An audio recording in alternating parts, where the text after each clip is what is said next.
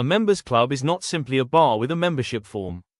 To benefit from a club premises certificate, it must be a genuine qualifying club under the Licensing Act 2003.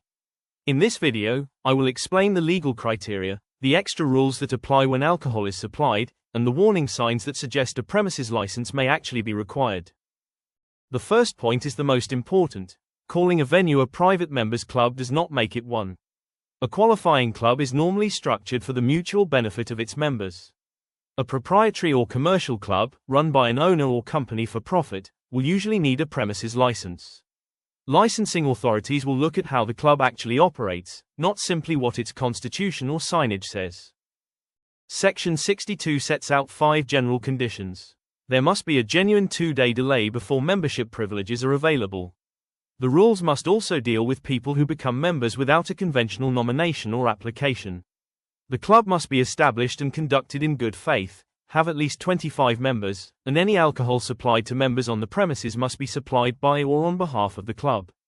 These are cumulative conditions. The club must satisfy all of them. A genuine qualifying club cannot operate instant membership. Its rules must provide an interval of at least 2 days between a person's nomination or application and admission to membership privileges. The Act also closes a potential loophole. If someone becomes a member without applying or being nominated, there must still be at least 2 days before they receive the privileges of membership. A same-night form and entrance payment is therefore a major warning sign. Good faith is not satisfied by having a professionally drafted constitution that is ignored in practice.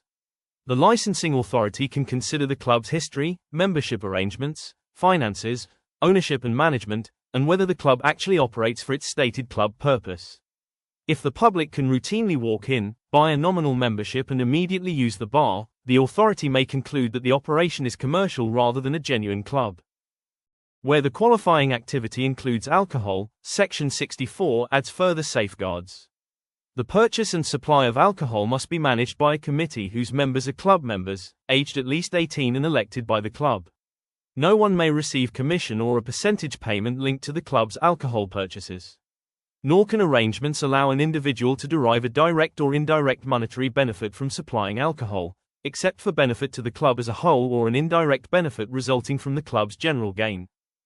For members, the Act refers to the supply of alcohol by or on behalf of the club. For guests of members, the club premises certificate can authorize the retail sale of alcohol for consumption on the premises.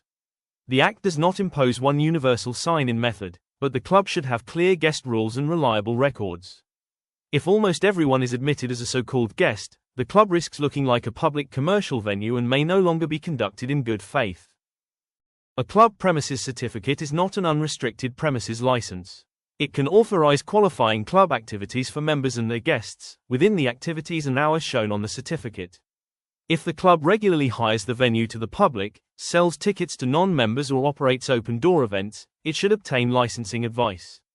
A premises license may be needed. For genuinely occasional public events, a temporary event notice may sometimes be available, subject to the statutory limits in force at the time. The application should be supported by a constitution and club rules that accurately reflect the legal requirements. But paperwork is only the starting point. The club should maintain an up-to-date membership register, evidence the 2-day admission process, keep minutes showing the election and authority of the alcohol committee, retain proper financial records, and operate a clear guest system. These records help demonstrate that the club continues to qualify after the certificate is granted. These are practical warning signs. Instant membership, open public access, profits retained by an owner, the absence of an elected alcohol committee, rules that are ignored and frequent public events all undermine qualifying club status. In those circumstances, applying for a club premises certificate may create future enforcement and review problems. The right answer may be to restructure the club properly or apply for a premises license instead. The key message is simple. Check the structure before making the application. A strong club premises certificate application is not created by paperwork alone. It begins with a genuine club that satisfies the statutory conditions in practice. Licensing professionals can review the constitution, membership process, committee arrangements and proposed activities, and advise whether a club premises certificate or premises license is the correct route.